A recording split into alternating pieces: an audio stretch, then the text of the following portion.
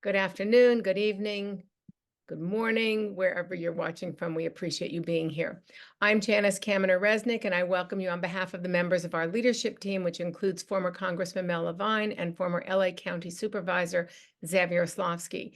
Thank you and welcome back to our outstanding guest, David Frum, and to our wonderful moderator, Patt Morrison. Reminder this week, like almost every week over the next couple of months, we have two programs. In addition to tonight's, on Wednesday, we will welcome from Illinois, Congressman Adam Kinzinger, who served as an Illinois representative from 2011 to 2023. He was one of two Republican members of the House Committee on the January 6th attack. He rose to the rank of Lieutenant Colonel in the Air National Guard and was and continues to be an outspoken critic of the former president. He is a senior political commentator for CNN, and I'm sure it will be a great program. Hope you'll join us. Next week on Monday, we'll have our 17th Israel in Crisis program featuring Ambassador Dennis Ross to update us on the very tense situation in the Middle East. And then on Wednesday, we will hear a program called A World of War, Is There a Chance for Peace?, where our guest is the former chair of the Joint Chiefs of Staff, Mike Mullen. So we have some great programs planned. And speaking of Israel in crisis, tonight marks the beginning of what is described as the saddest day of the Jewish calendar. It is the start of Tisha B'Av, which originally commemorated the destruction of the first and second temples in Jerusalem nearly 2,000 years ago. Tisha B'Av has evolved into a day of mourning for tragedies across Jewish history, many of which have coincidentally occurred on the ninth day of the Jewish month of Av, hence the name Tisha, which means ninth of Av, which is the Jewish month of Av. Just four of those tragic events were in 1290, the expulsion of the Jews from England happened on the 9th of Av. The Great Expulsion from France in 1306 happened on the 10th of Av. The expulsion from Spain happened on the 8th of Av in 1492. And deportations of Jews during the Holocaust happened on the 2nd of Av in France, where the Vichy regime imprisoned 13,000 Jews from Paris under very harsh conditions. And on the 7th of Av, they were deported to concentration camps. The 8th of Av was the great deportation from the Warsaw Ghetto to the Treblinka extermination camp. As we recall these tragic events of history, we are also aware of the impending Iranian threats against Israel. We all can join in hoping for more peaceful times. These tragic historical events should be remembered, and we can hope that remembering history can serve to inspire greater tolerance, greater justice, and greater progress towards a more peaceful world. I want to remind you that all of our programs are available via podcast and on our YouTube channel. You can go to our website for all of the links, and they're in every email we send. Now to introduce tonight's guest and to embark on what promises to be a great discussion, please welcome Patt Morrison. Patt Morrison is a writer and columnist for the LA Times. She has created a host of some great public affairs radio shows and has received umpteen awards, Golden Mics, and shared Pulitzers. And as Patt is a committed vegetarian, a fun fact is that Pink's, the renowned Hollywood hot dog stand, named its vegetarian dog the Patt Morrison Baja dog. And that's really a claim to fame. So Patt, thank you for doing this. It's all yours. Better than a star on the Walk of Fame. Thank you so much, Janice. I appreciate it. I want to introduce David Frum, our guest this evening, a staff writer for The Atlantic. His most recent book is Trumpocalypse, published in 2020. He had previously served as chair of Policy Exchange, which is the premier center-right think tank in the United Kingdom, and as a speechwriter and special assistant to President George W. Bush. David, thank you so much for joining us this evening. Thanks for the welcome. I was trying to think of when there might have been as dramatic a month in American politics, and the one that came to mind would have been about 50 years ago, before Richard Nixon resigned the office of the presidency, when Republican members of Congress came to him and said, "We can no longer support you," when the Supreme Court unanimously turned down his appeal over the White House tapes as executive privilege. Now we have a president of the United States who is not going to lead his ticket for re-election. We have running instead a woman of color against Donald Trump, who is running for the third time trying to return to the White House. And the political landscape could not be more upside down. So thank you for helping us to clarify what we're seeing on the landscape. We've got about 3 months until the election. And I'm wondering how this last month seems to have reset the landscape or the chessboard, whichever metaphor you prefer. Yeah. Well, as you say, it's been a very dramatic time. And yet, while so much has happened, in a strange way, nothing has happened at all. My view of the 2024 election has been this for the past year and a half. There has been a consistent non-Trump, anti-Trump majority in this country. And that has been true every single day since 2016. If you look at that election in 2016, or if you look at the past two, from the year 2000 to 2020, there have been 6 presidential elections.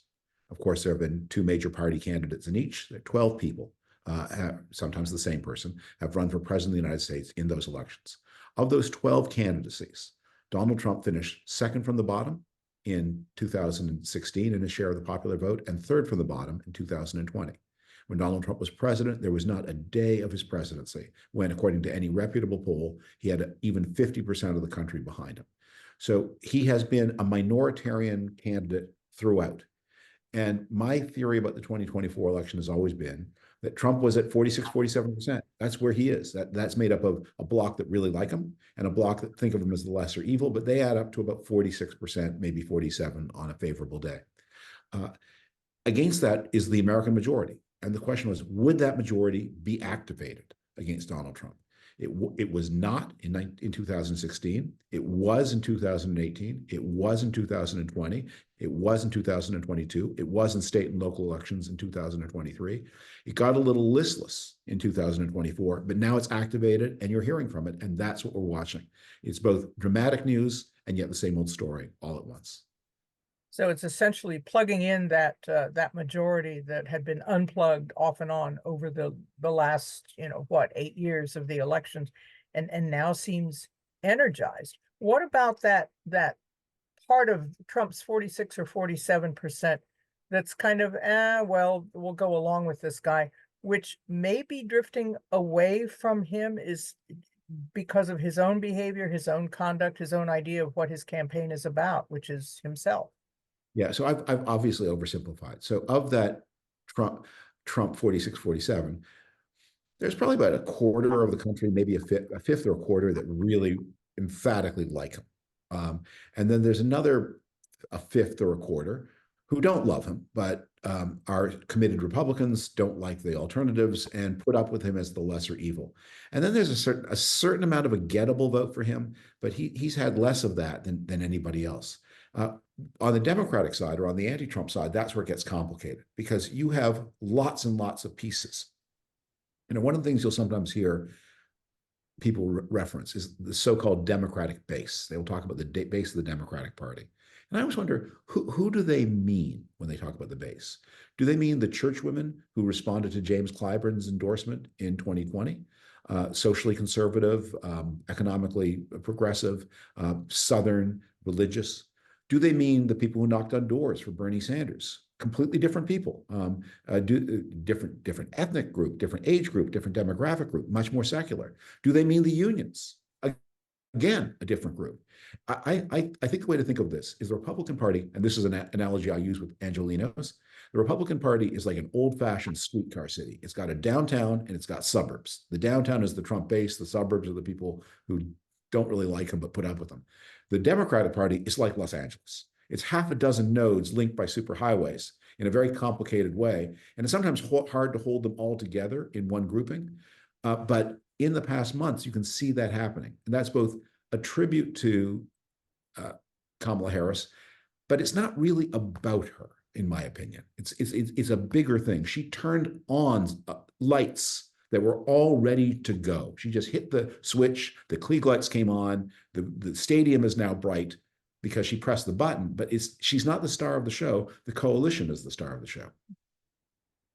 As we move through these 90 days to the election, through the Democratic convention, as more people who may be interested and engaged in leaning in her direction find out more about her policies, what's the net gain and what's the net loss for her? And where is that coming from? Well, she will probably have a good week at the convention. Most candidates do. The Republicans are groping, or the Trump team is groping for weapons to use against her. So far, they haven't found anything very successful.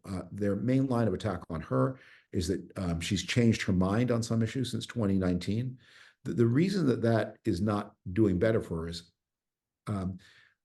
she's not a person with deep policy identification. The stance is in 2019, she went left from where she'd been through most of her career to adopt a bunch of programs and policies that were popular within the Democratic nominating process, but were not broadly popular. Most people want not less police, but more police. They want not less border control, but more border control. So she got pushed into a bunch of positions that were not very popular. And when you jettison them for more popular positions, people may call, your critics may call you a flip-flopper, but voters who are sort of on your side will say, well, I'm glad she came to her senses. The things she said in 2019 sounded pretty foolish. Good thing she didn't believe them in 2014, and that reassures me that she probably doesn't believe them anymore in 2024.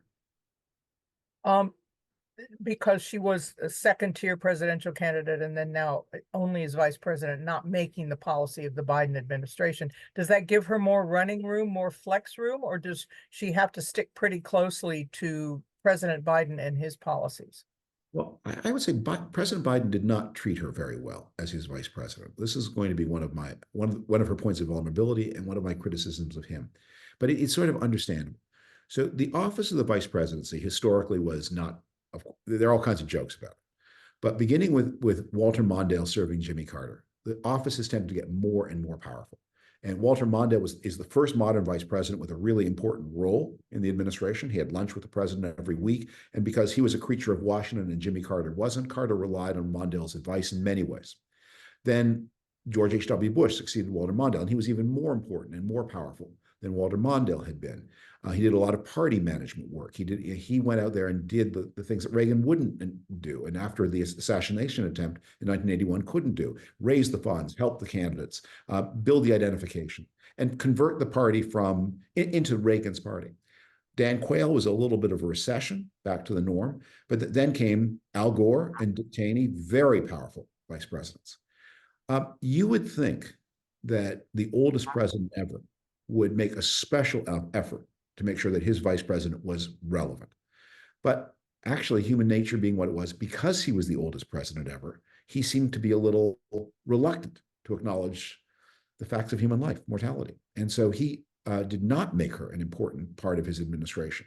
And he did not set her up for success. The way you set up a vice president for success is to give them roles that are very important, but not super controversial. Because the vice president you can't make the vice president a border czar, because that takes clout that a vice president doesn't have. You can put the vice president in charge of reforming the electrical grid, put them in charge of other things that are important, but not super controversial, where their lack of clout won't be an impediment to them, but where people are so surprised to see the number 2 person in the United States at the table, that's good enough. And Biden never did that for her. He never gave her the fair chance to develop.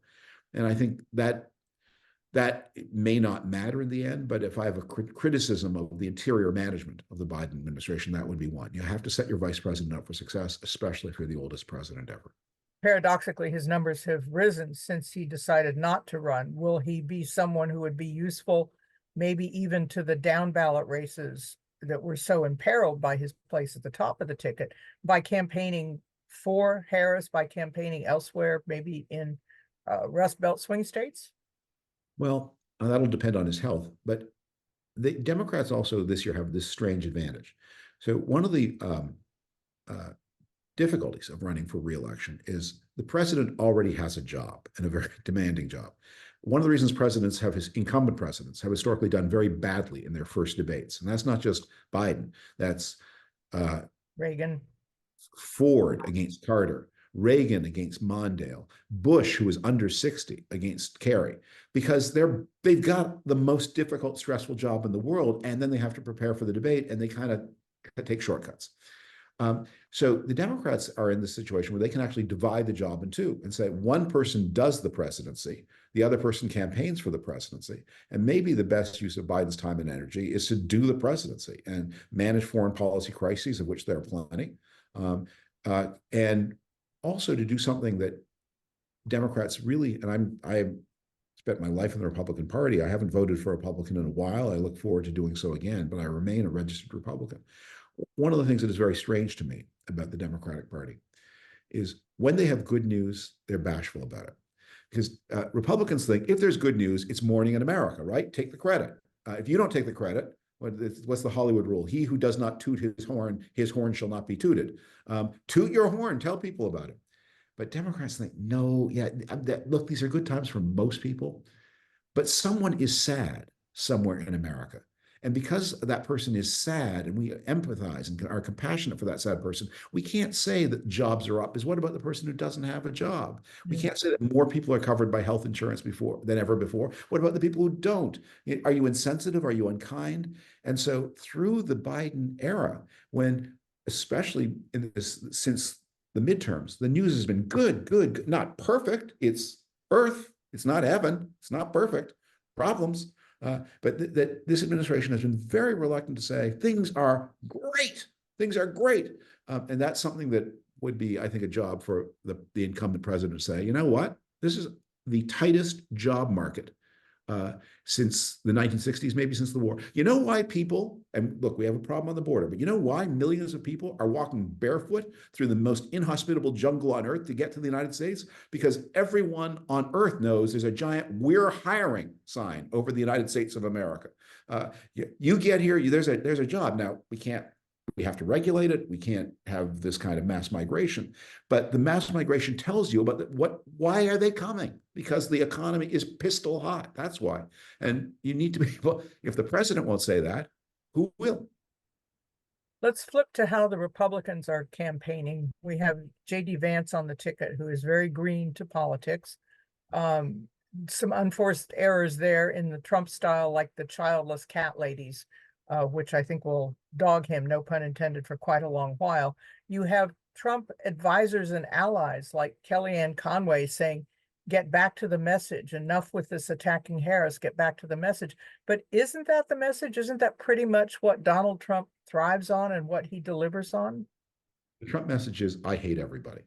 I'm a miserable, mean, nasty person, and I delight in humiliating and causing pain. So I think he's actually quite on message. And what the people who tell him he's off, they have this fantasy Trump in their minds, who bears no relationship to the actual Donald Trump. And say, why can't he be the fantasy Donald Trump? Well, because you're kidding yourself. That's why. He is doing what he has done from the start. If there's a puppy, he kicks it. If there's an orphan, he makes fun of it. If there's a person with a handicap, he ridicules him. He did that in 2016. That's the message. That's always been the message. And it's a little late in the game to start saying, oh, that makes us all uncomfortable. So who is going to carry the water when it comes to issues for the Republicans? Are down ballot people going to do this? Are there any surrogates who will step in after, Trump does his shtick and say, okay, but here's what we're really about? Well, Trump, actually, I think people do. Trump's issues are, he's going to put a 10% tax on tariffs, 10% tariff on all imports from everybody, and a special 60% tariff from China. And that'll cost the average American household about $1,700 a year, maybe a lot more.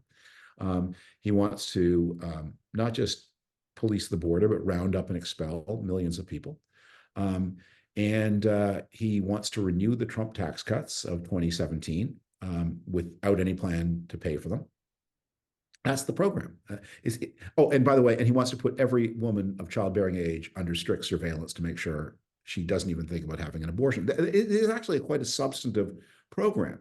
What the problem Republicans are having is, well, people hate this stuff. And you say, well, look, no one is going to vote for Donald Trump because they want safer bicycle lanes. That's not what this is about. The policies are very clear: protectionism, restrictions, surveillance and restriction of women, expulsion of people without status in the United States. It's a very full and clear and decisive policy agenda. If it's not working, that's not because it's lacking; it's because it's repellent. I think you used the phrase cultural revenge. Yeah. So a big part of the Trump movement is about, I talked before about, I mean, America does have many, many problems. The Biden in 2020 won, I'm going to forget what small portion of the counties. There are 4,000 or so counties in the United States, and he won a small portion of them. But those small number of counties contain, of course, the majority of the population and also produce 70% of the economic output. So across great stretches of the country, there are places where things aren't happening. And in times past, the answer would have been, well, why don't you get in your car and drive to someplace where things are happening? That's the story of California, grapes of wrath. People came from hard-pressed places. But Americans are moving dramatically less than they used to. One of the most important and mysterious facts of American life is, even if you adjust for age, I mean, we're an older country now, but adjust for that, Americans are about half as likely to move in a year as they were in the 1980s. And there's a lot of argument about why, and it doesn't matter why. The point is, people get trapped in places where economic activity is not happening, and they become resentful. And you have this new mood in the country that I think is very different. You know, one of Donald Trump's big messages is that America is not a success story. And he said in his inaugural address, his announcement speech, the American dream is dead. That he's always got a negative story about the United States. And there are many people to whom that claim feels true. It's not true, but it feels true to many people in many places. And the contrasting message against him, and this is why I'm impressed to hear crowds chanting USA, USA at Harris rallies, is to mobilize the feeling of the extraordinary accomplishments, the rebound from COVID, the extraordinary growth of the American economy, the extraordinary dynamism of it, the cultural creativity. Those are things to be proud of. If you have a question for David Frum, put it in the Q&A box and we'll get to it in a few minutes. We'll start taking your questions for him as well. How do you think the debate is going to go? If there's only one, or perhaps there will be several, but certainly one on the 10th of September. I wouldn't say certainly one on the 10th of September. There's one scheduled on the 10th of September. And your guess is as good as mine. Probably your guess is probably a lot better than mine as to whether it will actually happen or not, because Trump is so erratic and emotional. It may not. And he may find some way to escape it. One of the things that we've all learned is that a bad debate, we hear these numbers, but not many people watch it, but a bad debate has been absolutely decisive in this election. It was decisive once, and it might be decisive twice. So that may make Donald Trump, he's very arrogant, but he's also, he's wily, and he may understand how dangerous it potentially is. So, I mean, we assume there will be a debate on September 10th, but I would not, so I wouldn't be rebooking any airline tickets in order to be home for it. What do you make of the addition of Tim Walz to the ticket? He's being called America's dad, but at the same time, you hear J.D. Vance, who was in the Marines, comparing his service in the Marines to Walz's 24 years in the National Guard, criticism that he bailed out of the Guard before his unit went to Iraq, with explanations about why that happened and that Iraq was not even on the horizon. But is this even effective, or is it going to backfire? The attacks on Walz. That particular attack just strikes me as hopeless. And because they're reenacting something they don't understand. So why in 2004 the attack on John Kerry's military record was very powerful? Why? Well, because the military record was accumulated in Vietnam, a war that truly split American society, which more conservative people had tended to support, more liberal people had tended to oppose. John Kerry, who served very gallantly in Vietnam, had a record of genuine heroism and was wounded 3 times. But he came back radicalized against the war, to the point where he threw his medals away in a televised incident. So when Kerry campaigned in 2004, he wanted to compare on the strength of his authentically valorous military record in a war that he had opposed in ways and under conditions that had offended many people. So he was being whipsawed by a wound in American society. You don't get, I'm mixing my metaphor, but he was whipsawed by a contradiction that was still unresolved in the America of 2004. I want credit, moral and patriotic credit, for fighting in a war that I myself had denounced as atrocious, not just a mistake, but he said he made testimony in which he compared American troops to Genghis Khan and accused them of war crimes. So he was in a very contradictory position, and he was vulnerable because of it, because his message wasn't clear. Now we say, okay, well, actually, J.D. Vance claims to have intensely opposed the Iraq War, much more intensely indeed than Tim Walz did. And he's now complaining that Tim Walz didn't serve in Iraq, the war that J.D. Vance has condemned in violent terms. And also that although he served in a certain rank, he didn't retire with that rank. Like, I think every civilian says, like, I can't, I get it that assistant manager is different from assistant to the manager, but really you're kind of a jerk if you make a big deal out of it. And all this military argot, we don't understand it. And 24 years served with distinction. He retired because he was turning 40 and he had a young daughter of 4 and he wanted to run for Congress and he had no idea that or when or if his unit would be called up. Really, this is, and you're not tapping into anything. The anti-Kerry message tapped into unresolved important business in the country. There are people in 2004 who were still, for whom 1968 was as real as yesterday. They were intensely divided about it, and they thought Kerry was trying to have it both ways, both to condemn the war as like Nazi Germany, but also to be a hero of the war. And that was his problem. Walz just said, I joined the National Guard. I did my job. I was no hero. I'm not pretending. No one ever said I was a hero. Neither JD, you aren't a hero either. Most people who serve in the military aren't heroes. They just do their work. And he did his work for longer. And then he retired after 24 years to spend more time with his 4-year-old and to run for office. I don't think it's going to work because it doesn't draw on the energy. It's just pedantic. It doesn't draw on the energy that the Kerry debate drew on. And Walz himself as a campaigner, as a candidate? I am startled.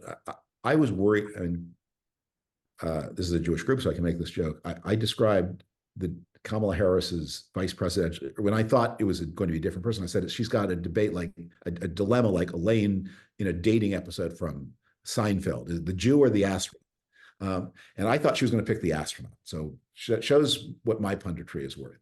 I did not see Walz. When I heard about the Walz thing was coalescing, I worried, well, now you're going to be responsible for all the events of 2020 in Minnesota, which was ground zero for some of the most disturbing of the riots and the crime of 2020, and what was his role? But he's turned out to be a heck of a campaigner, and because it turned out, which I did not know, they have that tape of Donald Trump praising him, that what ought to be in a different universe, his greatest point of vulnerability, is one that they can't use.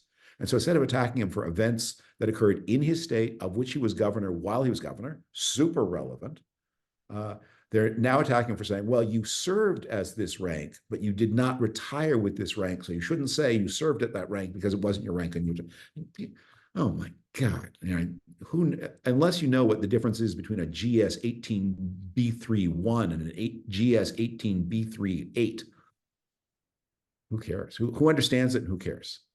The issues of substance that are part of the Republican platform and campaign are issues from Project 2025 that has been a third rail. You've seen Republicans, Trump on down, backing away from it, although that's still the underpinning of what it is that a Trump administration would put into place.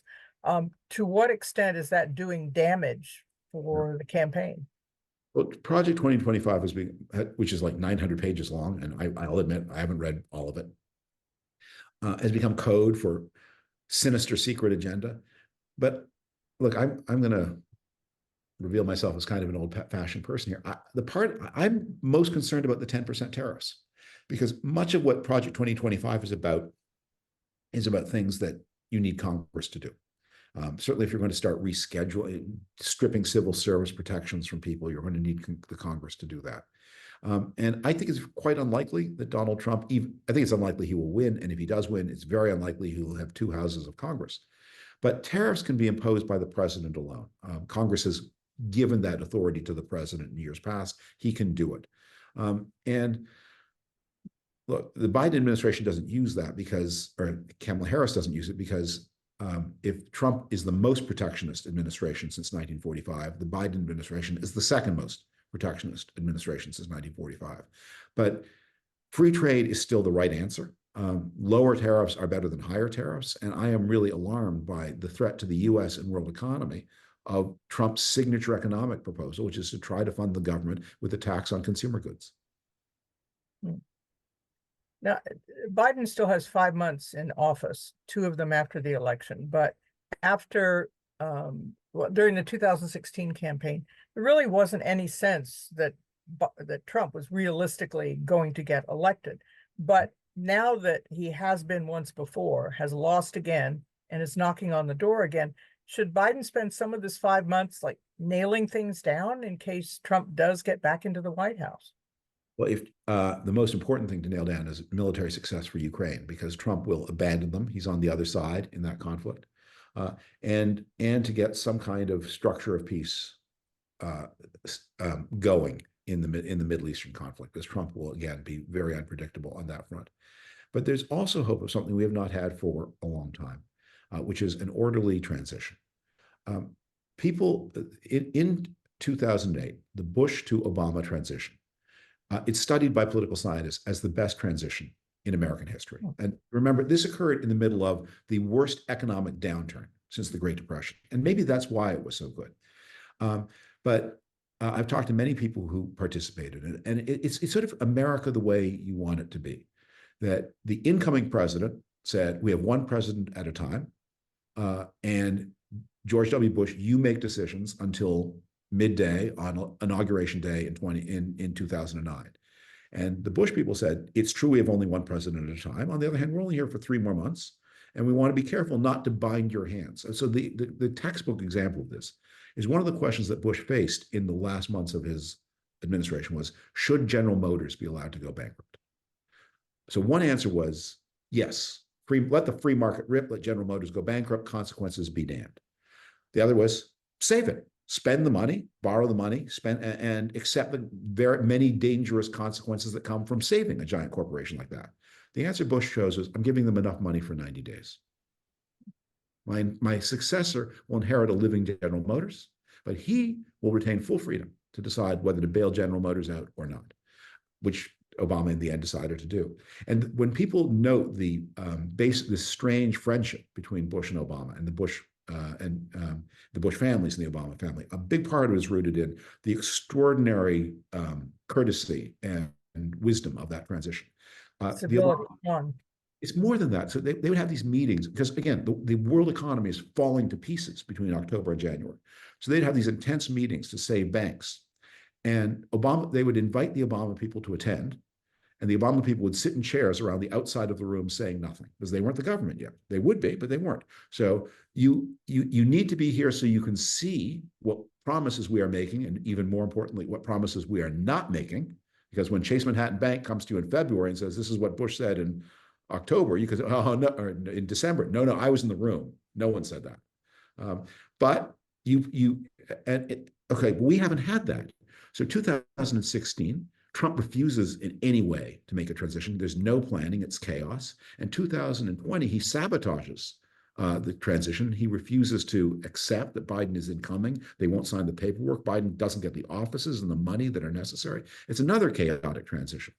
Let's hope in 2024 we can do better. And the Biden-Harris handoff, it goes smoothly. We have several questions, again, about some things that Biden could do during this period. Judy, and I'll paraphrase Judy and someone else, about the changes in voting rules, intimidation of election workers, and the question of what the Biden administration can do to make sure, even though conduct of elections is in the hand of the states, to make sure that voting rights are observed, that people's rights are not breached, and that ultimately the results of the election are honored in a way that they were not in 2020. We have reformed the Electoral Count Act, which is a big step. I think generations of Americans who lived before the year 2000, there's election day, the winner's announced, then you forget about it until the inauguration day and the idea that there's all this mechanics that happen between the election and inauguration day after the people vote, people live blissfully unaware of that. And then Bush v. Gore, and then the Trump election denial made us relevant. But these are mostly state matters. The Electoral Count Act can be fixed. One thing that I think we really badly need, and I wish states would act, some states have, are laws forbidding the presence of firearms in the vicinity of polling stations. In 2016 and again in 2020, Trump people would patrol just out, there's a small perimeter outside, and it varies state by state what the perimeter is, sometimes county by county what the perimeter is. And outside of there'd be these armed goons threatening people, obviously. So, that needs to be remedied. There's a lot to do, but that's not something that Biden will do after the election. These are things that state governments should have done already. The things that he needs to do after the election are going to be about, above all, making sure, if the election goes to Trump, that Ukraine has what it needs to survive, because Trump will doom it to defeat by Russia. And there are a lot of concerns about just what you said, the goons, the people who are now saying they're being trained to double check, and police who have no authority to do so, who may challenge people who are trying to go in to vote because of the color of their skin, for example. Is there no federal authority that can be exercised? There are a lot of federal laws. Look, the history of American elections is one of extraordinary violence, 19th century history of extraordinary violence at polling places. Certainly before the Civil War and for the 30 or 40 years afterwards, it was people would be killed on voting day. They'd be beaten, they'd be attacked. There was a lot of alcohol present. Voting was often held in saloons with all the dangers that were there. When one of the arguments against women's suffrage in the 19th century was that voting was so dangerous, it was no place for a woman.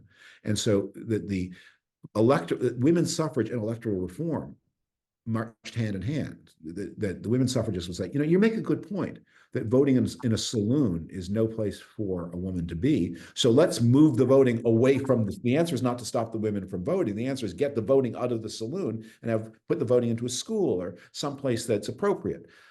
Where alcohol is not served, where you don't have gangs of leering, jeering men. The move to a secret ballot was about that. What used to happen in many states, or in almost all the states, I think Massachusetts was first with the secret ballot, was you would walk into a saloon full of drunken men, declare who you were voting for, and you might be attacked.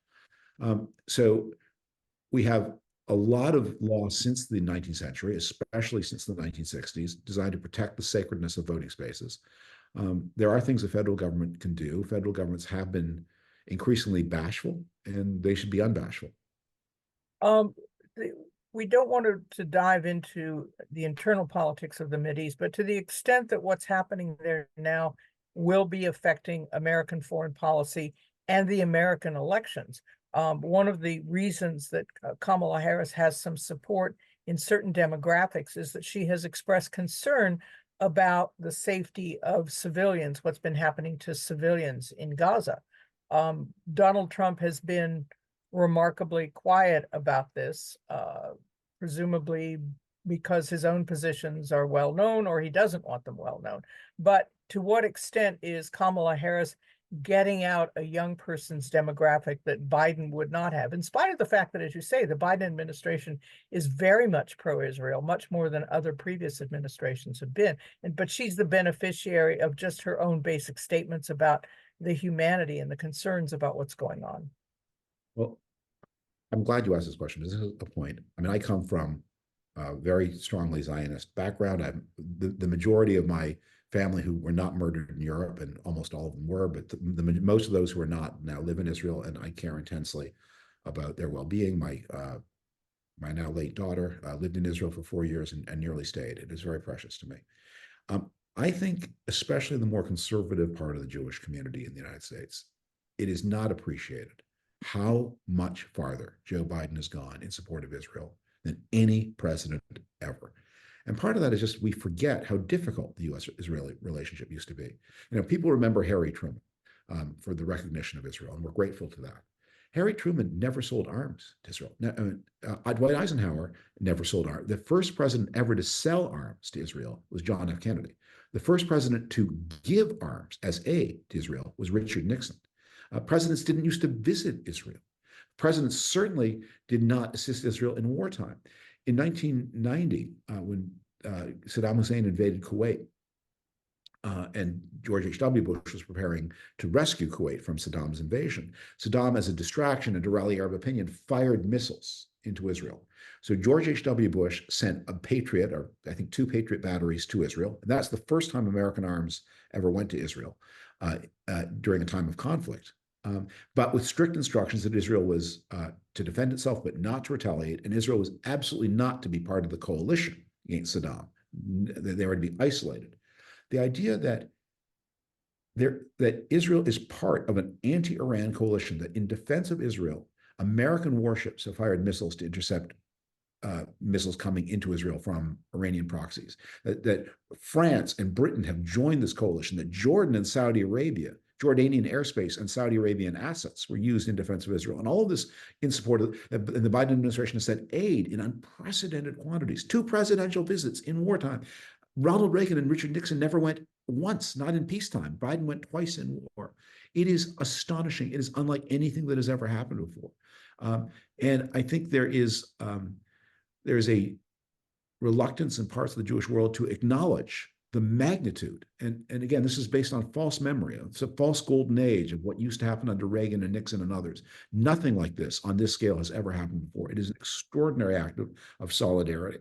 I'm profoundly grateful for it. I think American Jews and I know Israelis are, and American Jews should be. When you give aid on the scale that Biden has done, when you send carrier groups, when you intercept missiles, you got a right to voice an opinion. So people say, oh, that, Biden sometimes expresses an opinion that is different from the Israeli government's. Well, yeah, he sent carrier groups. He's shooting down missiles. He gets to voice an opinion. Where does this position Kamala Harris? Well, I hope she will continue in this extraordinarily powerful support of Israel. I don't know. She may want to. The Biden has leaned so far forward. It may be that it's not possible for any successor to do as much as he did. And we also all hope that well before the time she takes the oath of office, if she does, that this war has resulted in a ceasefire that ensures the safety of Israel, the destruction of Hamas, and the return of hostages.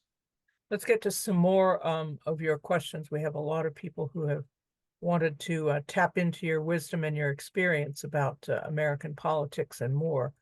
Let's see, we've got, this is a question I asked when we had Bill Kristol on a couple of weeks ago. This is from Stuart about President Bush to take a position on Trump v. Harris. Obviously, Dick Cheney has done that. There's the famous quote attributed to George Bush after Trump's inauguration speech, if I can be a little bit vulgar here, that was some weird shit. So there's a lot of sense that George Bush, as a representative of the old Republican Party, that maybe it's time for him and other members of the Bush family to say, no more of this guy. Well, I would wish so, but I wouldn't expect it to happen. I'd be hugely surprised if it did, and partly for a kind of small reason, but I think it will be very powerful with him. So I mentioned before this extraordinary relationship that developed between Bush and Obama and their families, and this real relationship of intense trust. So when Obama was president, as you all remember, there was this mood of paranoia that infected the Republican world, and Bush was pressed to join the chorus of crazy denunciation of Obama. And there's a lot to rationally criticize, and I'm sure that Bush had many objections to things that Obama actually on this earth in the real world did. But there was this whole nightmare fantasy about him that he wanted no part of. So in order to abstain, Bush made these statements about how my successor is entitled to my silence. He made it a principle that he would not criticize Obama. Not that I like him, because that was a dangerous thing to say, although he did. Not that we have a working relationship. I will not take part in politics after my departure from office. Having laid down, as a Republican, that principle in aid of the Obama administration, he created a problem, not just with the MAGA wild men, but with a lot of people. What, you refuse to criticize Obama for anything, and now you're going to criticize Trump? And so through the Trump administration, he followed that self-denying principle of, I said my successor was entitled to my silence. I am now pluralizing that to mean my successors. He hasn't said anything about Biden. There's a lot about the Biden administration I'm sure he didn't like. He said nothing about that. So I think he would find it very awkward And even his Republican circle would find it very awkward. If you don't criticize Obama, you don't criticize Biden, then you can't do it for Trump. Cheney is a feistier character. And his course, daughter has been vilified by Trump as well. Yeah. But I think went the other way. I think, and I don't think Bush is any less horrified by Trump than Cheney is. But Cheney is also someone probably the very last act of his life. And this is, he's not going to let the things he believed in. And he does believe in American leadership, global alliances, open international trade. He of course is completely committed to the Ukraine cause. He's a friend of Israel. He's not going to let this go on without a fight. And as a former vice president, he has a little bit more elbow room than a former president does. Nancy has a question that's been brought up before, and it's been under public discussion as well. There was so much discussion and pressure apropos of Biden and his mental state and his physical cognitive abilities. Nancy's question, is there a way to bring more attention to Trump's mental state? And is this the time to do it? Well, I think there is a line of feeling that goes with highly politically attuned people who depend heavily on the New York Times as a source of information to get really exasperated with the interior workings of the New York Times, which I have to admit are quite cryptic to me. And I don't want to believe they're just mad that Biden wouldn't give them an interview, but I think that's not a small part of it.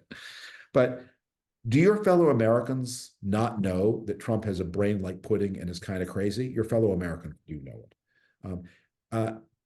But the reason it resonates a little is Biden's declining health was the single worst thing about him, the single biggest argument against his reelection. So of course you heard it.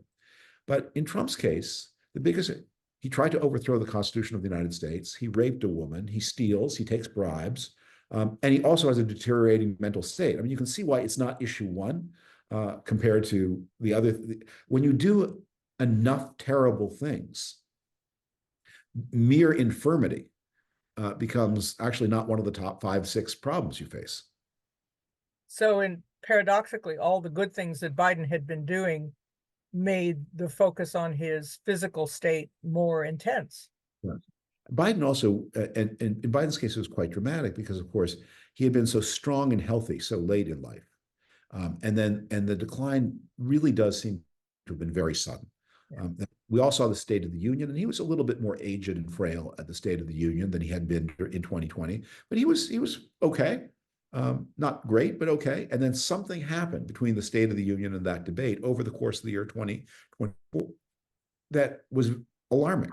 And so, of course, it became a kind of issue where when your opponent raped a woman, yeah, he has a brain like pudding, but that's not the worst thing about him. There are a couple of questions I'm going to combine here. I think Susan says she's mystified why American Jews would vote for Trump when he says things like Jews are disloyal if they vote for Democrats. You've touched on this briefly, but we've also got Howard pointing out that Rabbi David Wolpe said that the recent smear campaign against Pennsylvania Governor Josh Shapiro reminded him of the anti-Semitism he saw at Harvard. So where's the sweet spot for this campaign as far as American Jews and their concerns are? I mean, it's not goalpost to goalpost, but it's somewhere in the middle on the field. And do you agree that this was anti-Semitic, the comments about Shapiro and the fact maybe that he was not put on the ticket? So I find it not at all. I mean, I'm going to make a joke here that the idea that the American Jewish community is a group that does not have a single monolithic opinion, and in fact is engaged in disputatious, rancorous debate about how to vote. Why, that's just like every single day of the year. So like Jews vote preponderantly a certain way.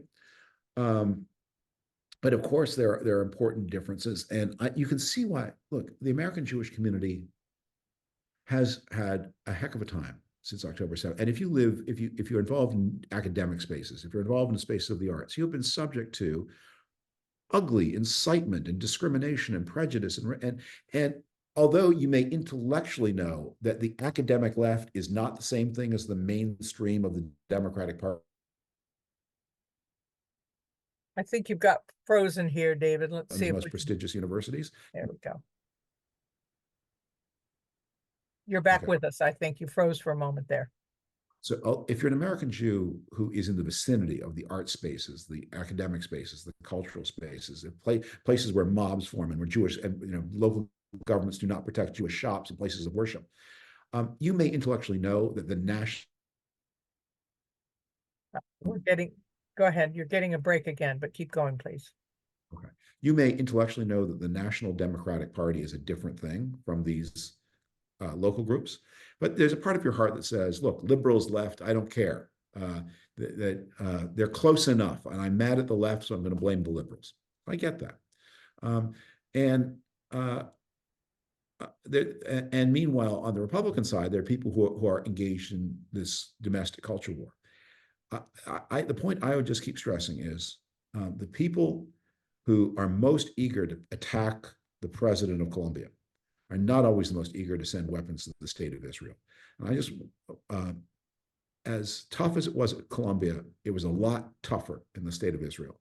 And I was interested in who is here who is acting to speed the delivery of arms and intelligence to the state of Israel. Republicans held that vote up for months. And yeah, it's true. They kicked around the president of Colombia and the president of Penn, and they all deserved it.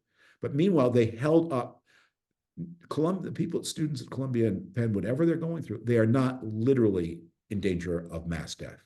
The Jews of Israel were. And I want to know who is getting arms to the state of Israel, who's getting money to the state of Israel, who is sending carrier groups. If you do that, you're my friend. Herb has a question about how Harris should conduct herself in the debate against Trump. Should she try to counter his lies, this fire hose of lies, which NPR counted more than 100 during the course of his last presentation? Should she make fun of his claims about crowd size? Or how much should she laugh at him, and how much of him should she take seriously and try to counter? Okay, so she's going to get a lot of contradictory advice. I'm not going to pretend that I have the crystal of all wisdom here. But my general view about television, I once appeared on a pretty weirdo left-wing show. And someone I know and trusted and respected said, why were you on that show? And I said, what did you object to? Well, when he asked you this and that. I said, oh, so you were watching? He said, yeah. I said, well, I was talking to you. I wasn't talking to him. I was talking to you. And my advice when you go on TV is do not notice the other people. Remember who you're talking to. You're there. I'm talking through the screen. I'm talking to you, of course, Pat, but I'm talking to interlocutors in the audience. And I think that's what she should do. That she should just treat him like that buzzing fly who hovered around Mike Pence's head in 2020. He's the impediment to the American people don't know her well, even though she's been vice president. Who are you? Tell us who you are. This is probably along with the speech at the convention. And this is going to be a little different. It'll be less formal. It'll be more under pressure. You'll have this big bullying, hectoring presence, but bypass him. Talk to the camera, talk to people, and make them feel that direct. What TV does is it creates this strange intimacy between the person who talks and the person who views. Go for that. You're not there to score points off him. You are there to forge an emotional connection with the people on the other side of the camera. You think we'll not get a "you're no Jack Kennedy" kind of moment? I think there's a reason those moments tend to proliferate in vice presidential debates. Which is where that came from. The powerful moments in presidential debates are those moments of connection. Reagan in 1980, that debate took place very close to voting day. And the country was in all kinds of trouble. But the big fear Americans had was, would Ronald Reagan take away people's pensions and plunge the country into a nuclear war? And Reagan's mission in his debate with Carter in 1980 was to show, I am not a terrifying idiot. I'm not a warmonger. I'm not eager to snatch away your pension, your mother's pension. I'm a decent person. And he did that. He just communicated, you know what? You may not like everything I say. You may not agree with me, but I'm not a monster. And he convinced sufficient numbers of Americans that he wasn't a monster. We all remember the famous moment of the second debate in 1984 when he dealt with the issue of age. He had performed quite badly in 1984. He made a joke at his he made a joke that his opponent had to laugh at. When you make your opponent laugh and feel he has to laugh. Okay? But again, he made those connections. Bill Clinton was a master of those things, those emotional connections. You're not there to create a gotcha moment. Those things, we remember them, but that's not why the debate is won or lost. It's won because people think. George W. Bush used to tell a story about visiting a prison and taking all kinds of questions, a youth prison, and talking about his policies and taking all kinds of questions. And finally, one of the young men in the prison said to him, Governor Bush, I have a question for you. When you look at me, what do you see? And Bush didn't have a good answer. And he was then upset and ashamed that he didn't have a good answer. And he thought about it again and again. And he told that story again and again. And partly a story on himself. Like, I didn't see, he's in a state prison. I'm holding this person. I'm depriving him of his liberty. I'm the one whose courts called him a criminal. But do I see him? And by telling that story about and against himself, he made you understand. It was you could listen to him. Here's this guy, when he talks about compassionate conservatism, it's very important to him that he see me as I am. And maybe he'll succeed, maybe he'll fail, but he wants to do it. That tells me who he is. So those are the moments I think are important, those moments of human connection, not the zingers. I mean, the zingers are fun, but I don't think they win or lose anything. We have just a few minutes as our time is dwindling, but we did talk about discussing the future of U.S. politics. And has Trump so stretched it out that, like a rubber band, it's never going to snap back to what it was, that it's going to be gotcha, that it's going to be about entertainment and crowd size? Where is American politics going from here? And frankly, how much do external elements have an influence on that? Well, things never go back to the way they were before, for better or for worse. The world constantly changes. And sometimes there's progress. Sometimes there are crises imposed by bad actors that force changes, not all of them necessarily welcome. But the point I keep stressing when to the people who are weighing their vote, and there are some people, most of you know how you're going to vote, but there are people weighing it. I say, President Harris is not going to arrive with a mandate to do anything important. She's not going to arrive with a mandate on climate change. She's not going to arrive with a mandate on trade. She's not going to arrive with a mandate on foreign policy. That's not why she's being elected. What she is arriving with is a mandate to keep open the mechanism, the process by which decisions like that are made. That if she wins, we preserve the right to democratically make decisions about climate change and trade and foreign policy and those things. And if she loses, if Donald Trump, the man who attempted a coup, returns to the presidency, then we forfeit to some great or less degree that power. And so that's what I think this election is about, is that we are going to move into a new era. If we say goodbye to Donald Trump, it's going to be very different. It's very uncertain, but at least the possibility of choice will remain, and otherwise we risk forfeiting it. We always try to end on a hopeful note. If you can give us a minute of something optimistic, we'd all be grateful. How can you be an American and not be hopeful? One of the things that I most dislike and distrust about Donald Trump is he incessantly talks about how the United States is a failure. The American dream is dead. He's got nothing but negative things to say.